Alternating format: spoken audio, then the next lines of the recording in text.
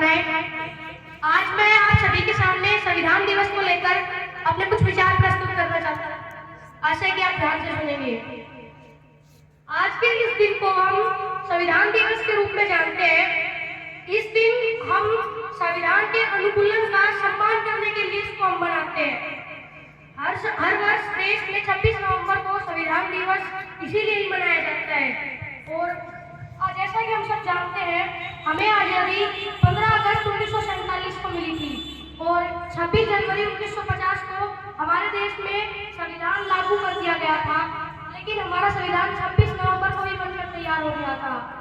वर्ष 2015 में हमारे प्रधानमंत्री श्री नरेंद्र मोदी ने ये संविधान है उसको 2015 में 26 नवंबर को संविधान दिवस के रूप में मनाने की घोषणा की। इससे पूर्व यह विधि दिवस के रूप में मनाया जाता था।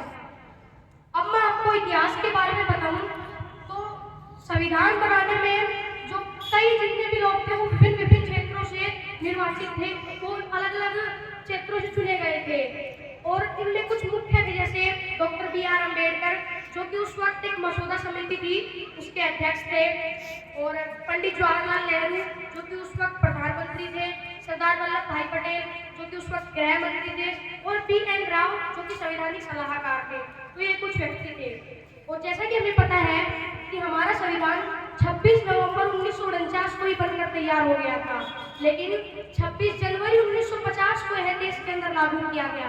तो अब आपके मन में यह विचार आ रहा होगा कि ये 2 महीने का समय बीच में किस चीज का लग गया। अगर संविधान 26 नवंबर को बनकर तैयार हो चुका था तो फिर ये 2 महीने का समय लागू करने में क्यों लगा।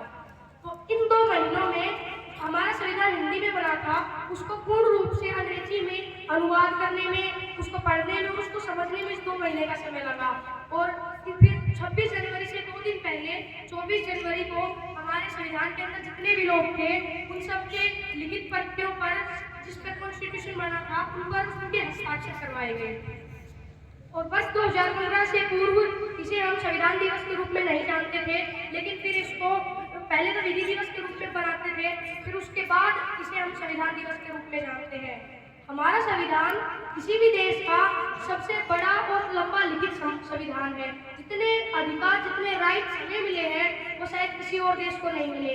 और आपको पता है कि जिस देश में संविधान के कानूनों को नहीं माना जाता वो लोग कैसे वहाँ पर संविधान की धज्जियां उड़ाई जाती हैं। और अब आपको बता दूं कि हमारे संविधान में धर्मनिरपेक्षता, समाजवादी और गणतंत्र और बंधुत्व इन सबको बढ़ावा देता है, और यह भारतीय नागरिकों को न्याय और इनके बंधुत्व को बढ़ावा देता है।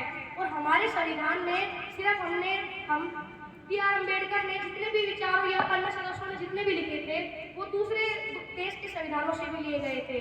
जैसे जो ये हमारी समाजवादी, स्वतंत्रता और बंधुत्व है वो हमने फ्रांसीसी संविधान से लिया था। और जापान से हमने जितने भी हमारे सर्वोच्च न्यायालय जिन कानूनों पर काम करते हैं वो हमने जापान से लिए थे, और निर्वाचित सिद्धांत हमने आयरलैंड से लिए थे। तो संविधान दिवस के दिन सभी स्कूल और कॉलेजों में प्रस्तावना प्रियम्बल पढ़ाई जाती है और इसमें व्याख्याएं दी जाती हैं, वाद विवाद की प्रतियोगिता, अलग अलग प्रतियोगिता करवाई जाती हैं, जिससे छात्र जागरूक होते हैं। अंत में मैं यही कहना चाहूँगा कि मैं देश का अच्छा नागरिक बनने की प्रतिज्ञा लेता हूँ और मैं संविधान के कानूनों और उनके नियमों पर ही चलूँगा। धन्यवाद। Thank you so much.